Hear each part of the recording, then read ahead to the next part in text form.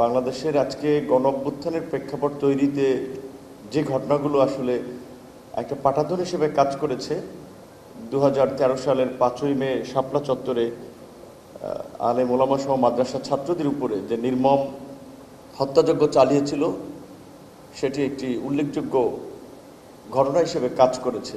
2009 সালে আওয়ামী লীগ সরকার ক্ষমতায় এসে বাংলাদেশের সেনাবাহিনীকে পঙ্গু করার জন্য আপনারা জানেন যে প্রায় 58 জন সেনা অফিসারকে হত্যা করেছিল, এবং তারপরেই শাপলা চত্বরের এই ঘটনা, যার মধ্যে দিয়ে বাংলাদেশে ফ্যাসিবাদ কায়েমের একটা রাস্তা তৈরি হয়েছিল।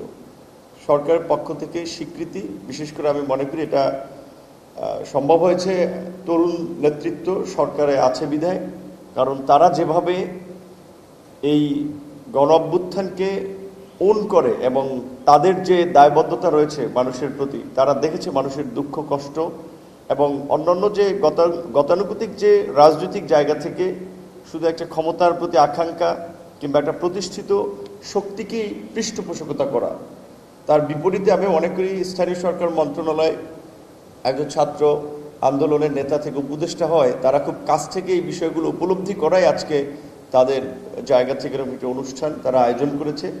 সেজন্য অবশ্যই তাদেরকে অনেক অনেক ধন্যবাদ এবং শুভেচ্ছা জানাই।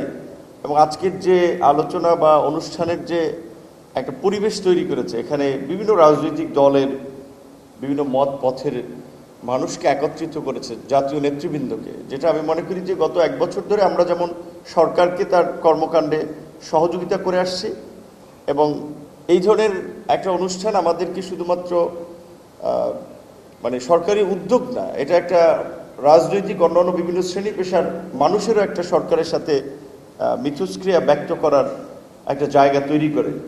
সেই জায়গা থেকে সরকার যতদিন আছে এই ধরনের পদক্ষেপের মধ্যে দিয়ে রাজনৈতিক যে দূরত্ব আছে কিছুটা সরকারের সাথে, সেটাও ঘোচাতে পারে। স্থানীয় সরকার মন্ত্রণালয় একটা বড় মন্ত্রণালয়, স্থানীয় সরকার মন্ত্রণালয় একেবারে জনগণের সাথে সরাসরি কাজ করার একটা জায়গা আছে। হেফাজতে ইসলাম সহ গত 1.5 দশকের আন্দোলন সংগ্রামে মাদ্রাসার ছাত্র আলেম ওলামাদের যে উল্লেখযোগ্য ভূমিকা, সেটি কোনো অংশেই কম নয়।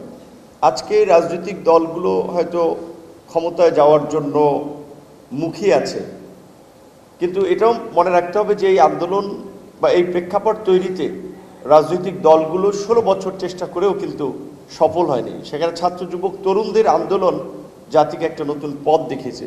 সুতরাং তরুণদের যে প্রত্যাশা, আগামীর একটা নতুন বাংলাদেশ বিনির্মাণে আমরা যে অতীতে যেভাবে প্রতিহিংসামূলক রাজনীতি, হানাহানি মারামারি দখলের রাজনীতি দেখেছি, সেই রাজনীতি তরুণরা চায় না। আগামীতে যারা ক্ষমতায় আসবে, রাজনীতি করতে চায়, অবশ্যই তাদের এই বিষয়গুলো মাথায় রাখতে হবে। একই সাথে আমি হেফাজতে ইসলাম সহ আমাদের দেশের সম্মানিত আলেম ওলামা এবং ধর্মীয় নেতৃবৃন্দের উদ্দেশ্যে একটি কথা বলে আমার বক্তব্য শেষ করতে চাই, যেহেতু এখানে আরও অনেক নেতৃবৃন্দ আছেন বক্তব্য রাখবেন, যে বাংলাদেশের জাতীয় এবং অভ্যন্তরীণ দুটো সমস্যাই বোধহয় আমাদের একটু মাথায় রাখা দরকার। কোন ঘটনায় কিভাবে রিয়াকশন দেখালে আসলে আমাদের আন্তর্জাতিক সম্প্রদায়ের মধ্যে যারা বাংলাদেশকে টার্গেট করে একটা অপপ্রচার প্রোপাগান্ডা ছড়াতে চায়, তারা বেনিফিটেড হয়, তারা সুবিধা পায়, এবং দেশের অভ্যন্তরীণ কোন পরিস্থিতিতে আসলে একটা জটিল পরিস্থিতি ধারণ করতে পারে, এই বিষয়গুলো আমাদের দায়িত্বশীল নেতৃবৃন্দ একটু মাথায় রাখা দরকার। কারণ সরকার নির্বাচনের দিকে দেশকে নিয়ে যাচ্ছে, আবার আমাদের পতিত পরাজিত শক্তি সেই নির্বাচনকে বানচাল করার জন্য, ঠেকানোর জন্য নানান ধরনের অপতৎপরতায় লিপ্ত আছে। তবে দেশে যদি একটা শান্তিপূর্ণ ক্ষমতা হস্তান্তরের পথ না হয়, একটা অবাধ, সুষ্ঠু এবং একটা নিরপেক্ষ নির্বাচন, যেটা ডক্টর ইউনূস স্যার বলেছেন যে তার একটা ভালো নির্বাচন বাংলাদেশের ইতিহাসে তিনি করে যেতে চান, সেটি যদি সম্ভব না হয়, তাহলে কিন্তু আগামীতে আমরা একটা বড় ধরনের বিপর্যয়ের মুখে পড়ব। সেই নির্বাচন আয়োজনের জন্য সরকারের পাশাপাশি সমস্ত রাজনৈতিক দল, বিভিন্ন পর্যায়ের নেতৃবৃন্দ, তাদেরও ভূমিকা আছে। আমরা সেই ভূমিকার মধ্যে দিয়েই আগামীতে একটা নতুন বাংলাদেশের দিকে যাত্রা শুরু করতে চাই।